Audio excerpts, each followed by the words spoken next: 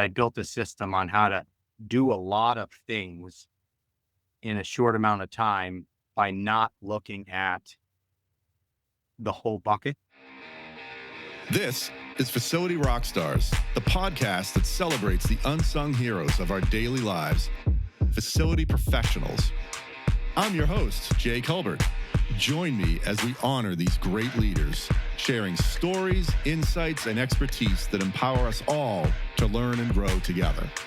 Facility Rockstars is sponsored by Coludus, operating the way you operate in order to make your life easier.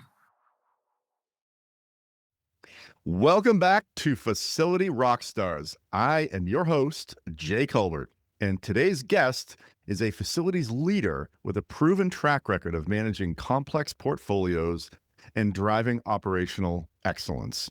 For the past 19 years, he has overseen the physical management of 30 properties, totaling more than 2.6 million square feet, while also leading major capital projects and contributing to senior management strategy.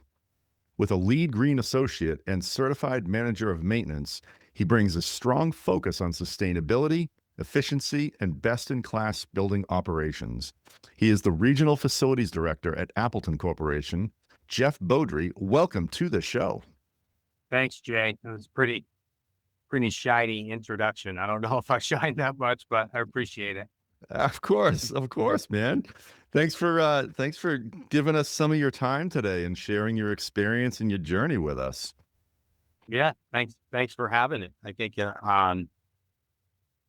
anything speaking about facilities management, I'm on board for. I think I told you that before. I think it's a great thing what you're doing and the different players that play in this industry getting out there so that we can all see each other kind of. I think it's awesome. Appreciate the feedback and the kind words. That's what it's all about, right? It's us building a community around facilities and engineering. So you're on the right show. So, all right. Well, that being said, let's jump right in. With your background, 19 years, 2.6 million square feet. What's been your biggest lesson learned? I think the biggest lesson learned is, or at least what I think has been positive for me in this kind of journey is never say no or never say I can't, and just, give it a go, try and help out, learn as much as you can, find the smart person in the room and listen as closely as you can and just shut up and absorb it, I think that's kind of the biggest lesson that I learned from being in my 20s and knowing absolutely everything that the earth had to offer, like unequivocally understood everything and no one knew it better than I did. I think that 10 years later, I knew that kid was an idiot. I think any young people that are out there, I would say just learn there's someone in that room that knows a lot, and you can take a lot from that person. That is a great mindset. Can you share a little bit more about what inspired you? What made the shift occur from that kid who you said was an idiot, right, to being more inspired about how you look at the world and learn?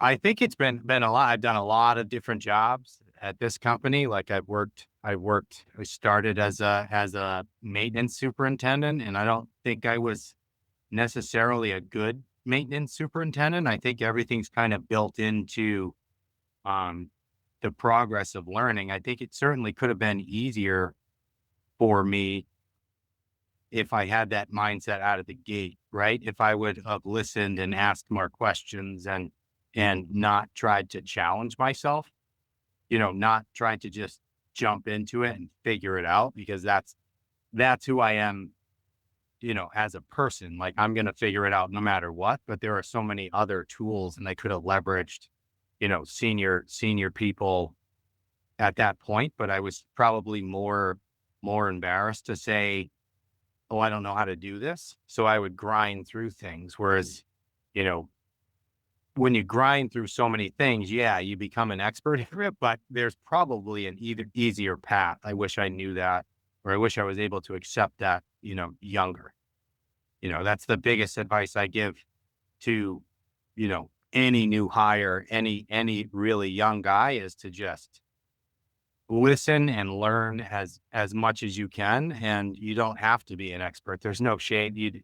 No one was born knowing how to do every single thing in, whatever industry you're working in. So just listen and try and absorb as much as you possibly can. I think that's kind of key. It's been key for me.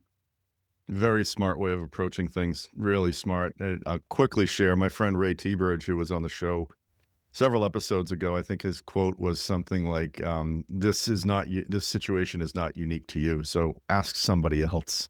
Right. Yeah, And for someone who's sure. already done it, you don't have to figure everything out yourself. So great feedback, Jeff. Great feedback. I guess that kind of leads me into, your journey and, growing into a facilities management field and into a role like you have now. Can you walk us through kind of how that happened? Like I said, I started as a maintenance superintendent, which is just, it was probably, I had a residential, I was managing a residential, build, not managing, as a property manager, but as a maintenance superintendent, managing the maintenance, managing the turnover, managing all of that, and not having, it was up in a pretty aggressive area. The workload was incredibly high. And like I said, I leaned on myself and only myself. So I think there was some point that I had to figure out why I was doing it. Why, I liked my job. I liked people. I liked the residents. I liked the property manager. I liked everyone. But I had to figure out, like, do I want to do this? And I need to figure out the why. Right. And I really, cared about the residents. Right. And I think in some people's world, they will call, in commercial, we call tenants, but the people cared about them. Right. They're in a, that building specifically was in a low income area, and those residents weren't treated very well before I got there. And I was able to find, I guess people call it passion, a little bit of passion in it. Like, if I work really hard to make this better, and every single day I come in and I have a good plan and I grind at it and I get going, and then just beat today and make this apartment better, and then make this apartment better, and make this apartment better. I think I built a system, right? An unnatural way to build a system, but I built a system on how to do a lot of things in a short amount of time by not looking at the whole bucket. You know what I mean? So it was day to day to day. And I think that kind of kicked me off. Like, one, I knew what I cared about and I knew what I wanted to do. And that was to make the building better than when I got there. Right. So Hmm. that was probably a couple years in when I had the epiphany, like, hey, I actually want to do something here. And I really found success in just winning day after day after day. And that kind of was the first time that I was starting to get noticed, because it was what, you know, my peers thought would have been, I don't want to, that sounds kind of pompous, but I think people thought what I was doing was impossible before I did it. So Hmm. I think it all starts with, caring about what you're doing. Right. And I've translated that into every role I've had. Like, I really cared about what I was doing there, and I knew that I wanted to make that building better. So I built a process to get me through a lot of work in a short amount of time, and I just did it so that it would be better. And I've translated that into every role so that's kind of the essence of where it started. I started to get noticed about 6 years into that, a little bit by the senior team at that time, and it was more of a, they would come up and say, "Hi, Jeff," and I kind of started to build a little bit of confidence, and I knew at that scale I could do that work. And I remember there was one day, um, very very special man to me, Paul Stelzer. He was the president of our company at the time. I had said, we just sat down. We had a coffee, and I said, I think I need more. I just said to him, like, I don't know why I said it. I just said, I think I need more. I need some sort of a new challenge. And that's when I transitioned into, the commercial world. And our company was developing a life sciences building.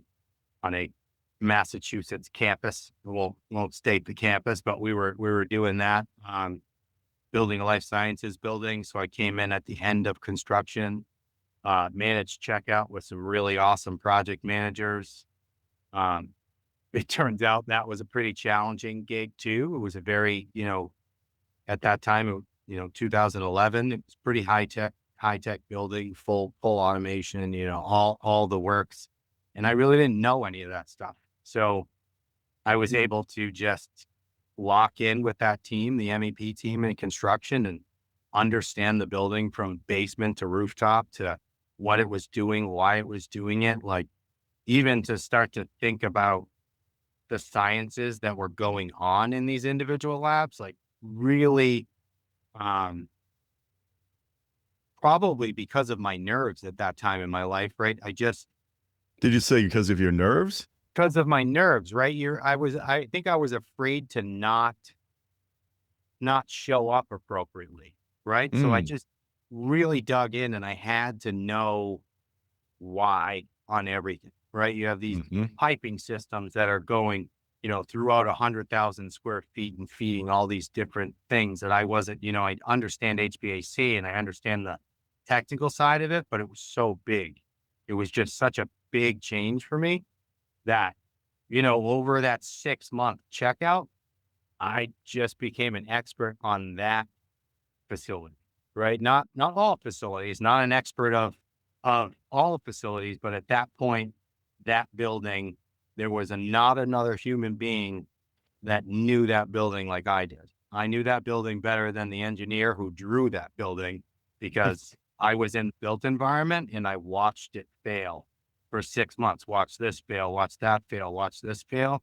And that's kind of where I developed there's this thing about the facilities manager. I was a new facilities manager. We had talked about this the other day. Like, Mhm. what are we supposed to do? Why do people hire a facilities manager? Why do you even have a facility manager? What it is? And I think in that period of time, I really learned that this building is my building, right? The Mhm. project managers are switching in and out. The department heads that are our tenants are switching in and out. Everything's changing. Vendors are changing. We're going winter, summer. Everything's changing. And the only steady is me, right? Mm, I mhm. watched it be built. I, you know, saw all of its pains. I know when this building gets mad at the beginning of winter and starts acting a certain way and, sets the boilers off on high temperature. I know this building better than anyone, right? So that's kind of why do you need a facilities manager? Because they're the expert on that building. Like we talked about in the Navy, you have someone who has trained really hard to understand that ship and lead everyone underneath it to follow in all those things, the CPO of the ship, right?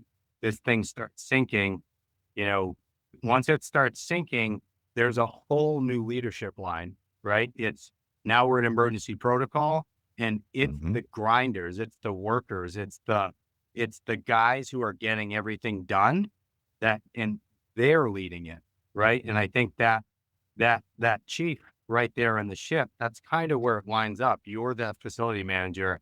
When it goes bad, that building needs the person that really understands that building to be able to dispatch the crew around that emergency. In the same process that I had early on, I did in the new building that was more complex. And, you know, I just really got really confident in understanding the buildings and understanding the process and never being afraid of getting into it. I just want to say I love what you're sharing because like I've taken several notes because I did not want to forget to come back to these things, right? I'm hearing like you have just a natural deep curiosity of how things work, why they work, how they fail. Um and like, you said you had passion for the people. Like, let me go back to the first building you were talking about, and you cared about the residents and the people because it was a residential place, and you had to discover the why. I love that because you said passion. I think you also had empathy listening to you, right? You had empathy for for your people in the building. Um, and then when you went to the highlight here was like you went to the president along your journey of the company, right? You said, I think I need more, like advocated with confidence for yourself. And I'm sure he loved that. Right. Yeah. And that just leapt you forward even further. So, and until just lastly, the true connection I hear that you have with your work and your buildings, like, when this building gets mad at the beginning of winter, only someone who cares about their building would say that way. I mean, buildings are like anything else. They have personality, right? And I think, and I would say we are, right? Appleton Corp. I would say my team here, the senior team up here, we're geeks, man. I mean, buildings are what I do. It's been my entire adult life in buildings, and I love these things, and they're all different, and they all do, they all serve different purposes, but they definitely have, they're just like anyone else. They're moody, and they don't act the way you want them to. And, it's a machine, we have to Sure. certainly understand them and understand that none of them are the same. I learned that once I went to the lab in my first lab building, we took over another lab building, and I never even considered the location of the building, right? You take that same program, I'm like, I can do lab buildings, no problem. We got this next building, and then it's like we're throwing pre-filters. And I remember one day, there was no air in the lab, standing on the roof with the HVAC contractors. I'm like, what the hell? And I look over, I'm standing on the roof, and I just kind of look over to my left, and oh, we're right next to the highway, right? So the whole program changes. You're just stuck in highway dirt all day, every single day. So change the cycle of the pre-filters. I don't mean to jump back, but I do think my empathy, yes, I have empathy for people, right? That's it. This is literally, everyone that's, going to watch your podcast, I think it's interesting. You're going to spend your entire life until you're too old to really do much, right? Working. So you might as well do it for something. You know what I mean? I love that. That's I great. think, I think there's so many people I do see kind of floating around in their job, and that's fine. I mean, it doesn't bother me, but I think when I go to sleep, I feel pretty good because I gave it a go. Like I wanted to do a good job, and I wanted to make it better. So I think it's more of an opportunity, every day, especially in the residential sites, right? There are people that live in that apartment, right? There's people that live in the apartment. Make the apartment awesome, make it awesome for the people that are living there. If you're in life sciences, on the facility side, we don't really know most of the time what they're doing, right? So make it good. Maybe they're going to change everything that we do every single day because, the environment that we're providing them is comfortable and productive, right? So get after it and, make it better than anywhere else. Compete with yourself, I love how you're walking us through this. You're right. It's like you love what you do. You go to work with purpose. And yeah, you didn't really say it, but maybe they're going to change the world. So let's support them, right? For sure. Yeah, yeah. I'm not inventing anything, right? I'm just creating comfortable environments for people. That's what we do. So Fantastic. yeah, I do Jeff. think it's been a fun little journey. And I think that's essentially what we're doing, right? It's about who our customers are. Um, the primary is the end user, whoever's in our product, right?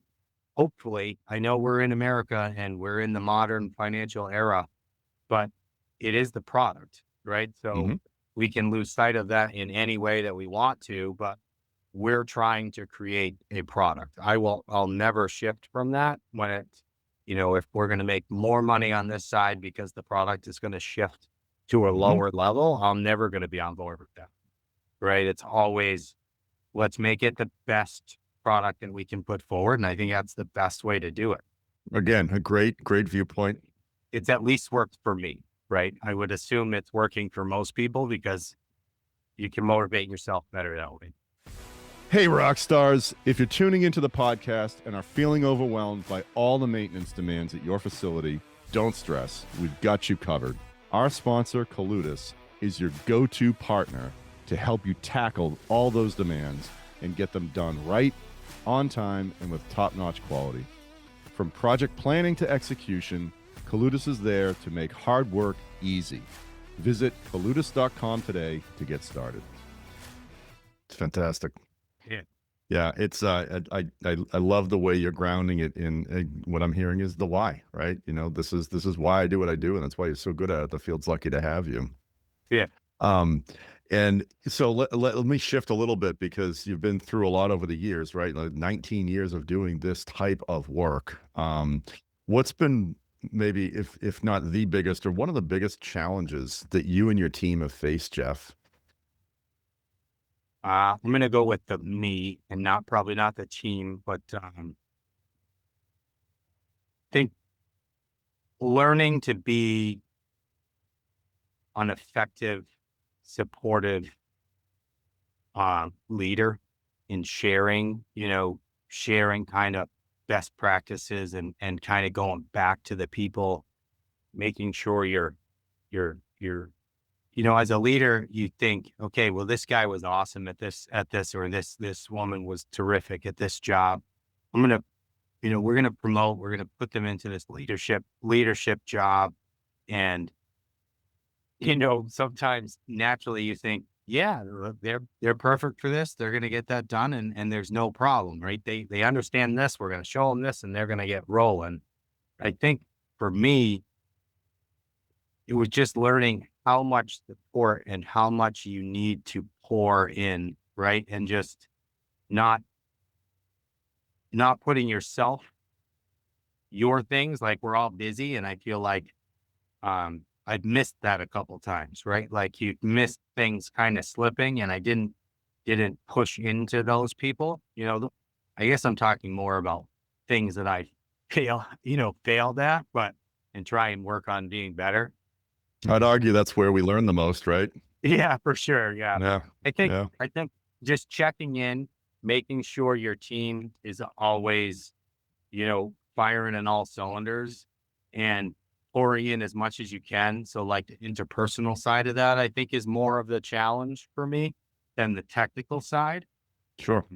And making sure that leaders, like if you hire another leader, you need to make sure that that other leader is leading appropriately, right? And they're being empathetic and they're supporting their people appropriately. I think that's a big, making sure that the culture is carried, from top to bottom, bottom to top. Like just everyone understands that, we're all here to work together and get it done. And I think I've missed that a couple times. And Mm-hmm.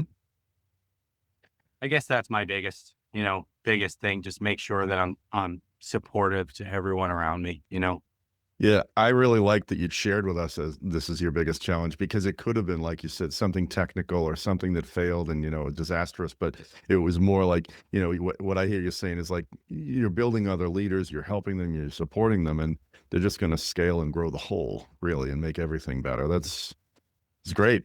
Thank you, Jeff. Well, yeah, I mean, at some point, everyone, my hope is that someone sits here, right? Mm-hmm. Someone sits at my desk. That's my goal, right? If it's long Yeah. enough, if I stay right here, I hope to not be coming to work at some point. I'd like to just, sit on a boat, fish or something. But I mean, uh, the goal is to have your team grow, right? Everyone should be getting, learning more, stepping into other roles. And I think that goes right back to the beginning of me, right? Like I certainly, when I applied for the job as the maintenance superintendent, didn't think that I would be up here at our corporate office. That's not what I thought. I figured I was going to work here, was going to make some money, and then I was going to find something different. And, that's just not how it worked out. Like I just Mm-hmm.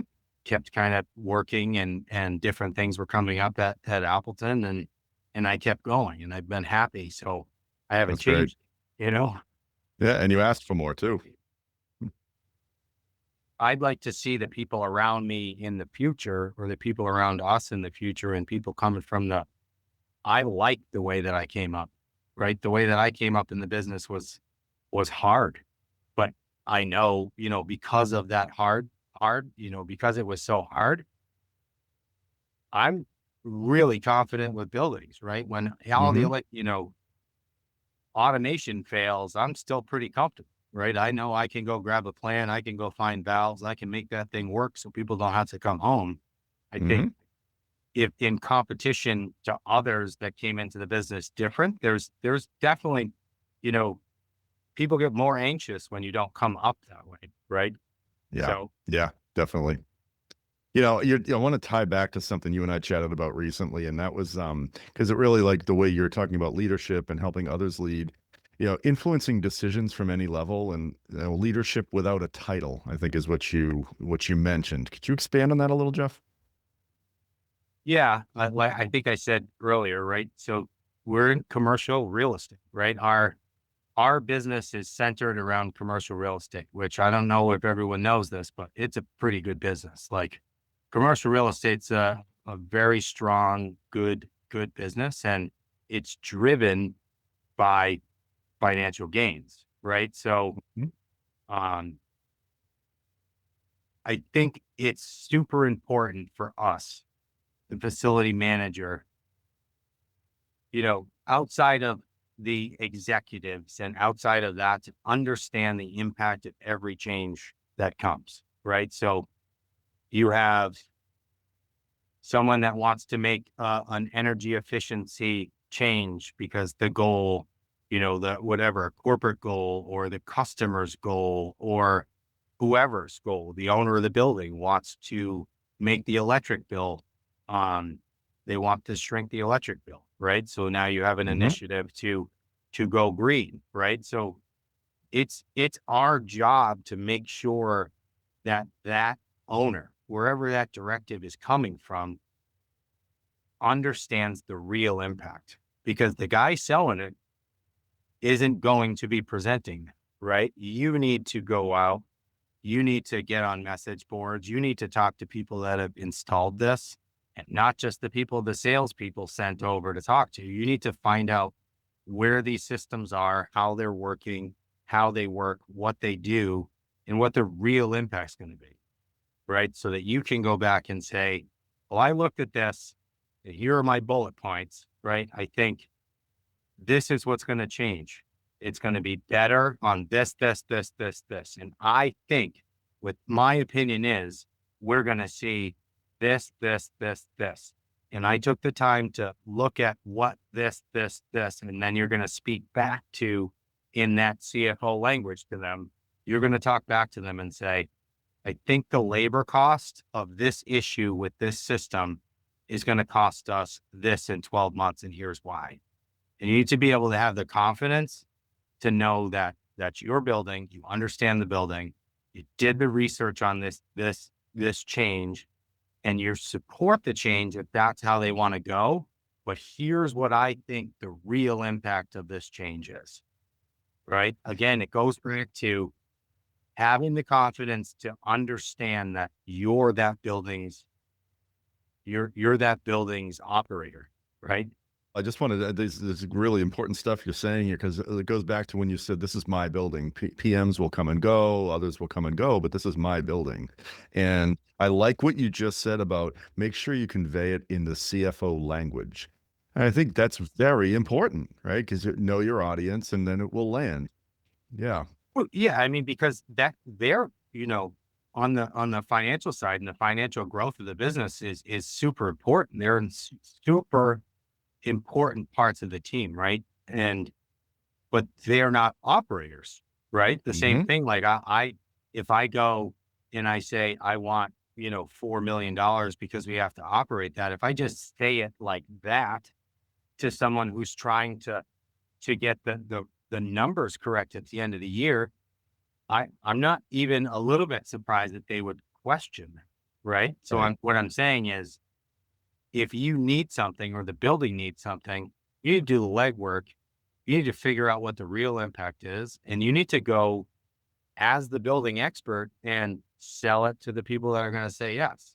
And on this opposite side of that, if they want you to do something, you need to make sure that you're not just quiet, and you can't just say Mhm. yes, because you have to understand that you're a key player in your building, right? I mean, Mhm. it's, you know, better than anyone else. And there are all sorts of initiatives, and there are some buildings that those initiatives might not work, right? And you have to make Sure. sure that you're communicating that so everyone understands the reality of, you know, what could happen. I see it all, you know, not really with our group, but, you know, other buildings and other people I talk to, I hear like, oh, well, they did this, you know, they did this to us. They did this to us. Well, I don't think they could have done that if you would, you know, hold your position, you know. Sure. You have to be able That's to very good communicate and have the perspective. confidence to speak about these issues. If you think it's an issue, you should bring it up, you know? Mhm. Mhm. It's It doesn't excellent. always have to be, it's not, I think in my experience, even with folks that kind of led with more of an authoritarian, um, you know, leadership style, I've just, you know, if I have to say it or I feel like it's an impact on the building, I just forced myself to say it, right? Because it's important to what I'm doing, you know? Great stuff, Jeff. So let's jump forward literally to the future of facilities management. You know, your look at it, your experience. What are your thoughts here? Where are we going? Well, I think technology is moving extremely fast, right? So, I think everything is changing rapidly. Everyone's changing platforms. Everyone's using new AI stuff. Everyone's using, you know, new controls packages. Everyone has energy efficiency, everything and everything and everything. I think FMs, it's especially FMs that come from kind of the place where I, you know, ground up kind of place. I think we're in a really, really, really strong position for the future. I think we're the, you know, the not replaceable ones, right? So it's not scary to me. I think, again, like I say, I'm kind of a buildings geek, so I'm excited for some of these things that are coming. Like there's been a couple products that we've implemented on the automation side that have been really kind of cool over the past couple years. Like usually I see these things and I'm like, wow, I need to figure out how to unsell this to someone, right? And there's been some really cool technology shifts in automation and you know, building management and things like that. I think people get really scared because those are you know, those shrink job force, right? So everything technology shrinks job force. There's a reason for it, right? Costs a lot of money and you have to fund that. Mhm. Um, I'm pretty confident in the ground up facilities guys, right? Like when the power goes out, we can still operate, right? And the building can't operate without us. And I don't believe a robot can do what I do. So I'm not afraid of no robots. Take an robot. I'm not afraid. I think it's going to be interesting and I think it's going to be fun, you know? So Great. Again, great outlook. Like you got, you know, really, really good look at it, really good mindset. the other thing I want to add is I think, a lot of facility managers, you know, that didn't come from, you know, I was 18 years old, went to college, got my bachelor's in business administration, maybe got an MBA or did that, and then kind of folded in from the real estate side into facility side, right? I think there's going to be a huge leveling, right? I use AI every single day on things, and I can tell you that, you know, on the written communication side of things and on some of these task based stuff, like some of the people that work under me, I'm like, hey, try this and use this AI, throw that through an editor, throw that through an AI assistant, and it comes back and it's like that's a letter written by a CFO, right? Things level off Mhm. pretty easy with some of these technologies.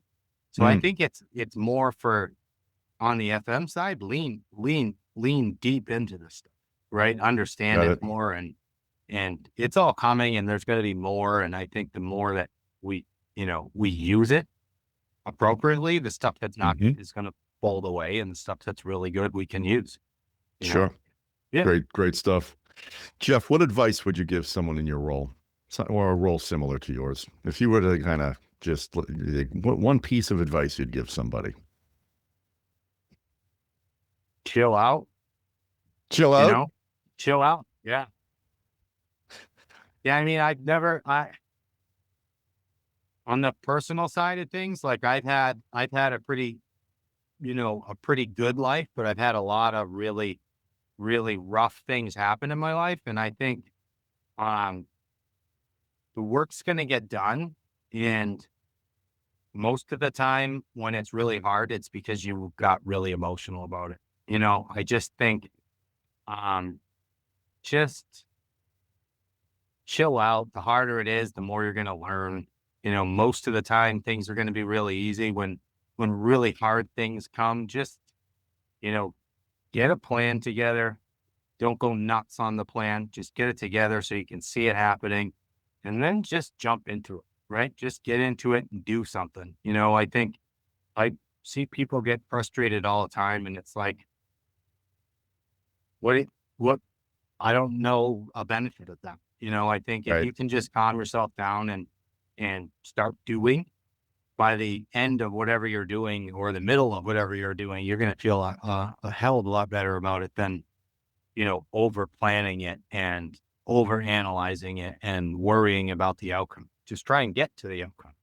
That's probably the best thing I could say to anyone at any level. If it's really hard, you're going to learn a lot. You're going to be better about it. You're going to be better at doing that the next time, and just step into it, right? That's Get it over with.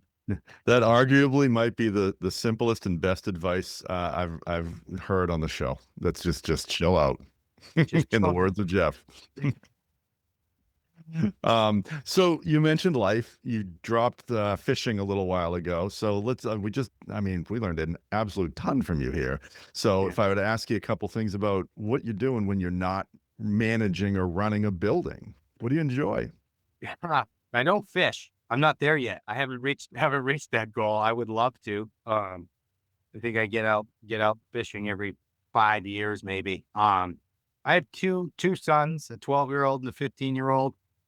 They both play hockey and baseball, and we're a hockey family. My wife loves hockey. I love hockey. Both boys love hockey, so we pretty much jump hotel to hotel to hotel every weekend, and we watch our kids play hockey, and we just do kind of family stuff. I think that's what makes me tick. I think it's so fun to just be a dad. It's great. That's kind of That's awesome. that's another one of my whys, right? That's Sure. why I wake up every day and kind of grind, trying to set a good example for them and make it easier for them. You know, Love that, Jeff. So you're used to the early mornings and the late nights for ice time, I'm sure. I think they all blend together. I don't think there's any difference between early mornings and late nights, right? Just wait when you can and start over, right? Right, right. So there's, like I mentioned, a lot of data here, a lot of takeaways. How could people get in touch with you? Because I'm sure they're going to want to ask more questions or learn more from you, Jeff. What's the best way? You can reach me. So Appleton Corp, our website, we're actually going to be launching a new website, appletoncorporation.com. You can get in touch with me that way, or my email, I think, is listed on LinkedIn. That kind of has a lot of traffic. Um, so put a decent subject on it if you want me to, you know, reach out, and I'd be happy to reach out and, build a conversation with someone, and, you know, meet people and talk to people. That'd be amazing. It's Jay Beaudry at O'Connells.com.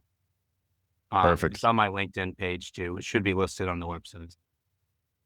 Well, and if our listeners couldn't tell already from listening to you, right? I'm from the minute we started speaking when we first met each other, Jeff. It's just a pleasure and an ease to talk with you. So, like we started the show, thanks again for investing your time and all your knowledge and experience. We really, really appreciate it.